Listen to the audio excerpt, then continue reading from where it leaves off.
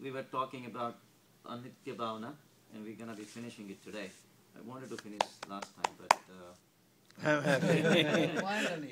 Lot of anitya. anitya bhavana may finish, but nitya bhavana will start after that. So the thing is, the atma has become, they call, mood. Even though it's smart, but it cannot understand because it's mesmerized by the play of all these material worlds that's dancing around us. So we are so mesmerized by it, and it's such a beautiful illusion created by the Creator that our eyes just don't come out of it. And we keep thinking that this is real. The only time you realize that this is unreal, when you realize your real self, which is true self. That's when you need meditation. And then little by little, with a little longer practice, you start dissociating yourself. And you start realizing your true swarup. And then everything starts looking like remote. But you have to make the efforts. And you have to start realizing that all these times that you've been running after objects and this and that has not really taken you anywhere. Out of 10 different projects, probably 8 of them were useless. They became unsuccessful. Maybe you did achieve success in 1 or 2 of them, and that also not 100% what you wanted. And then before you know, and then the thrill of achieving the success is negated by failures of the 8 others. So really the net effect really doesn't come out anything. And was it really worth running around? You spent your time and efforts and all the precious time. Meanwhile, beautiful nature, colors passed by, and there are a lot of things you could enjoy. You could enjoy your time with your children. You missed that, and you kept running and running and running and running. Is it really worth it? You know, sometimes you feel that even without the effort, sometimes you invest and you don't even look at it. That turns out to be really nice investment. and sometimes you work so you intellectually try to analyze the whole thing, and turns out to be a flop. Right. So there are a lot of things, there are so many variables happening in this world. So you have to start recognizing that the world as we know is not going to be the source of ultimate pleasure. And the wisdom out of anything is to realize that this is futile. Once you realize this is futile, then all your eyes will start looking somewhere else. But right now it's not. We have become moved, we are mesmerized. So they say, somebody had said that the other is a hell. You are the heaven. Deep inside, when you go inside, the heaven is right inside. And anything other than you is a hell. So anything other that's going to capture your imagination and attention is a hell. There is bound to be sufferings and grief and anxieties and all this plus more in the outside world. So the inside is where the pleasure is going to be. So, so when you still have to exist in this world, you still have to act in this world, you have to come out and do the things and all that. It's not that you just withdraw yourself and don't do anything, stay inside all the time. You can do both. And how do you do both? How can you be outside and inside? Is the way to be taking this as a play. That's like as if you are in a natak. But you have to realize that this is natak. Je natake, je natak. So that's what it is. It's not going to last. So you consider this as a natak. Believe that. So everything Reminding material is not going to last. And that's why Jinchandra Maharaj is saying that Je natake e natak. It's not going to last.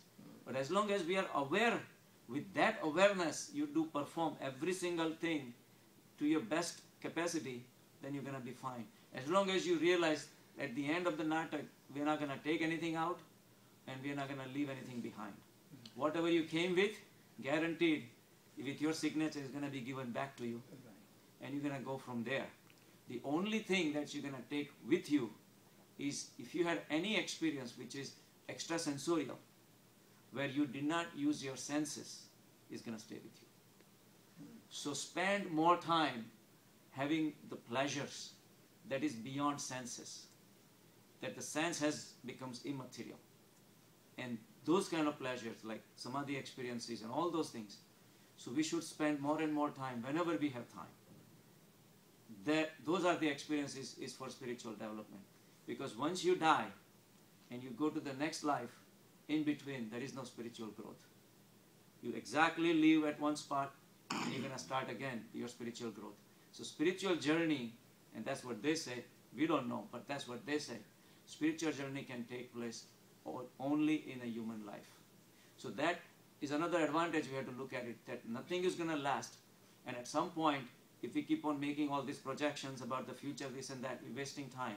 And then by the time we die, a lot of this remains unfulfilled. Then of course we have to come back again. But meanwhile, from spiritual side, we didn't do nothing. So that's what we have to realize, that we have to start building our spiritual future. So we have to start planning ahead, just like that king who was to be sent out at the end of his 5 years tenure.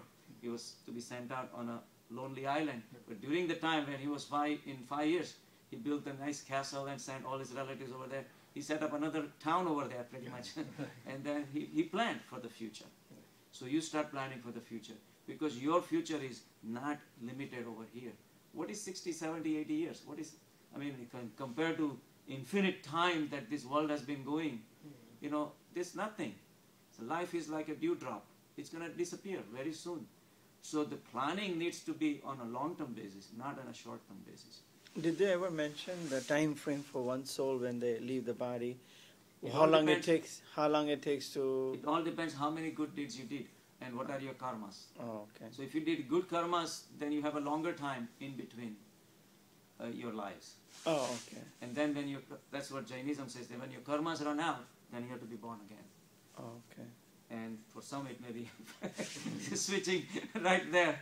Some, like Rajneesh said that he came after 700 years.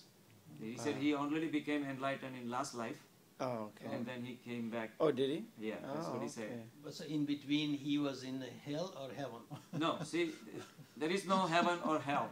No, but in between, like I the understand. karmas, Right. the reason for the gap is to get the fruits of your karma. Right. Okay. Well, The fruits can be either good or bad. right, depending I on the understand. I understand.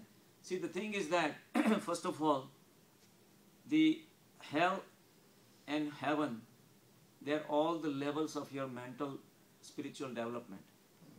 So suffering is hell, and feeling blissful and happy is heaven. So it's a state of existence. There are no swargs or nurks or where there are jallats beating you up. It's all imagination. Right. It's nothing like It's all that. created. It's all created. There is some truth to it, but there are not physical people Right. beating you up or torturing you, Symbolic. nothing like that. It's Yeah, a it's symbolic. symbolic. Right. Right, so it's all symbolic. The only thing is that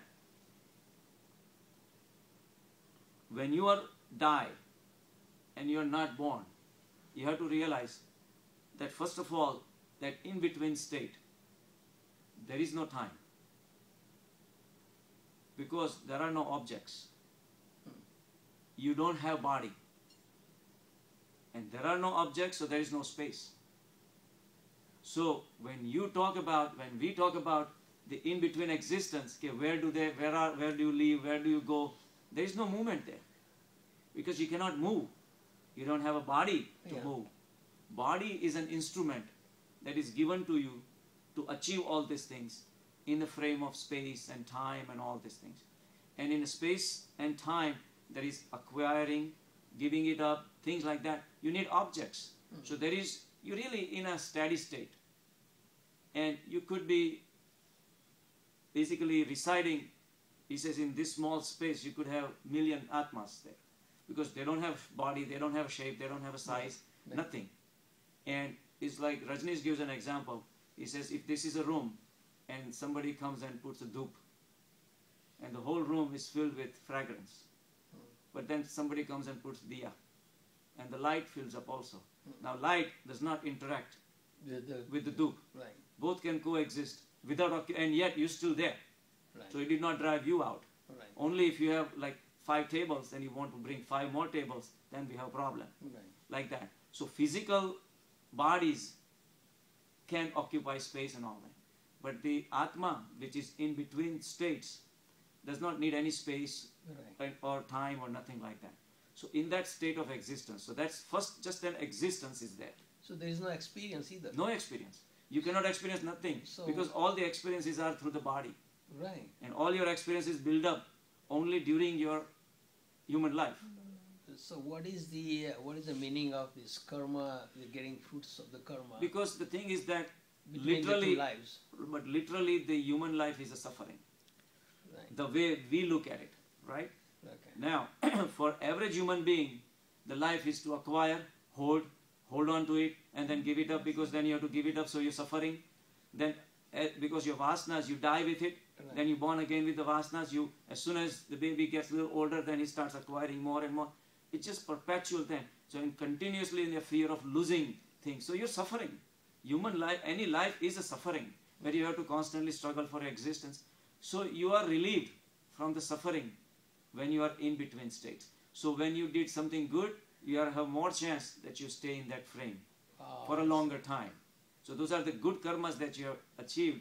So you have a longer life without suffering. Now, once you are enlightened, you really don't have to come back because you have controlled your senses and you have gone beyond the vasanas. You eliminated all the vasanas. So you have basically unlimited good karmas. Right. So you stay unlimited. Unlimited time, right.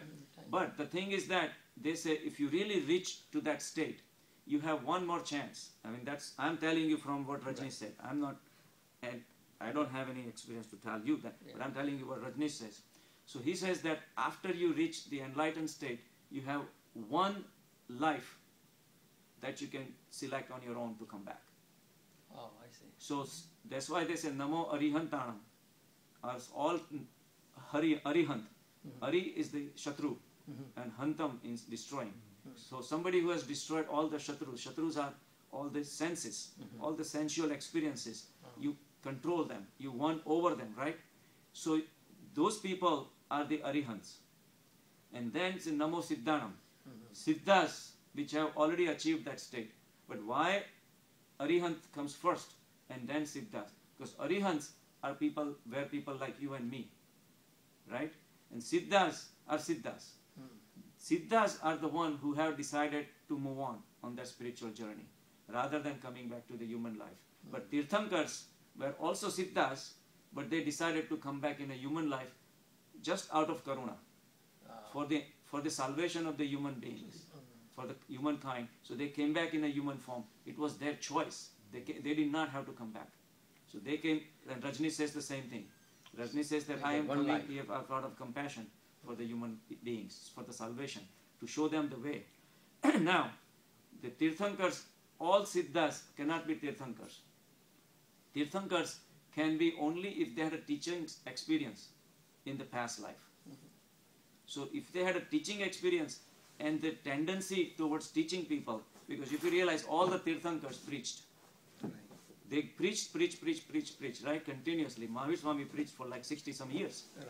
From the time of his enlightenment, good morning, the time he died, he continuously preached. So you have to have that tendency to teach people so that people can be relieved from their sufferings.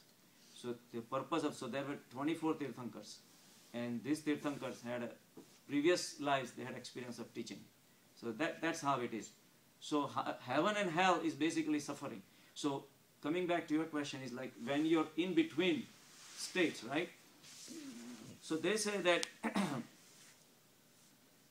during the daytime, like if you have suffering, you have capacity to run away from it, do something about it. Like if you see a fire, if your hand touches the fire, you immediately can withdraw it and walk away from it, and you can find a solution. So you can, when you slip and you have an experience of suffering of some kind, like you are in a fire, sometimes you keep suffering and suffering, you cannot move, you cannot do anything, you just have to be an observer and suffer. Sometimes some people have horrible dreams. So they say the sleep state is a lot worse than actual life experience. I'm talking about just the human life. We are not even talking about in-between states, right? So during the dream state, the suffering is magnified, and at the same time, pleasures are also magnified. To the extent that lot of pleasures that you cannot even think about in a daily life. You're having a good time in your life, in your dreams, right? So they're all magnified and you have no control. Moralities disappear, ethics disappear, and you just have a good time. At the same time, suffering is also magnified. So that's why they say when people come back from in-between states to the real life, and somebody asks you, what was your experience? Because not many people can remember that in-between states, right? They say all babies can remember up to about 6 months, but they can't talk. But once they start talking, by the time they start talking, their experiences are disappear.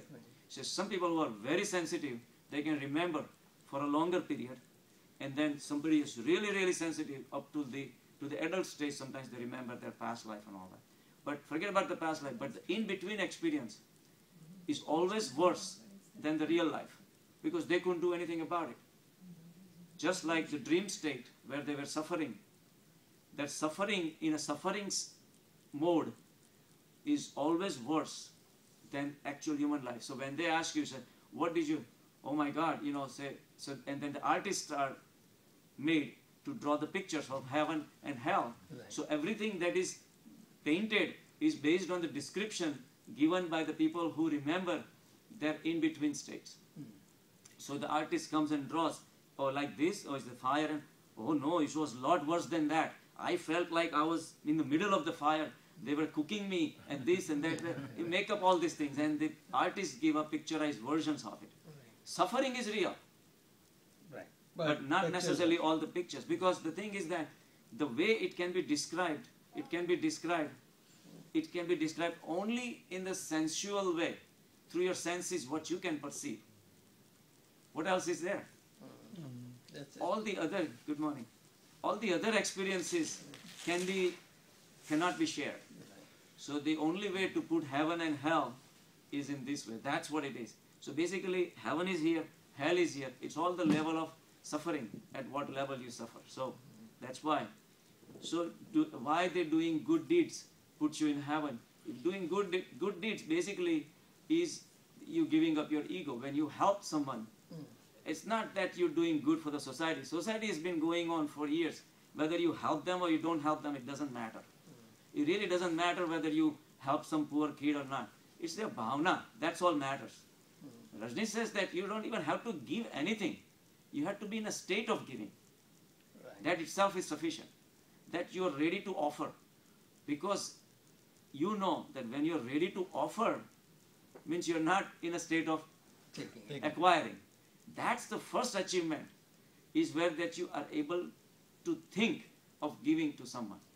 Whether they need it or not, whether they take it or not, it really doesn't matter. Giving $10,000 donation to the temples, or it does not do anybody any good. What it does to you is all that matters.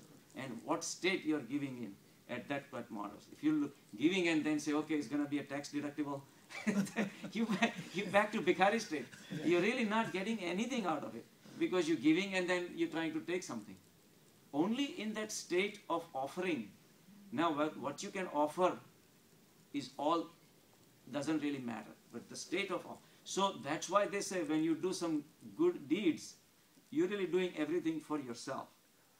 So that's why your ego is going to go down, right? So whatever work or whatever deeds you do, you're not a doer anymore. Say you did donate, for example, totally anonymous. You did not want any, name attached to that. You did not want any ego going after that. So you did it, right? Now when you did it without ego. So whatever happened, your ego itself inside your mind has been going down, down, down. So that builds up your good karmas, because if you realize the ego itself is the reason why you have to be born again. Because every deed that you do, right, in your life, there is a stamp of doership attached to that for the most people. All of us do things that we want to believe that we did it. So that ties us down to the material world. So when you are in the in-between states and you're coming back to the life, the whole reason is your stamps are everywhere. And then you have to come back for that, because your attachments or your desires or unfinished jobs or whatever may be the case. But when you do things which have no doership stamp attached, your Atma is relatively free. So that's why they say your in-between states will be longer and will be more pleasurable because there is no suffering. So then you are in heaven.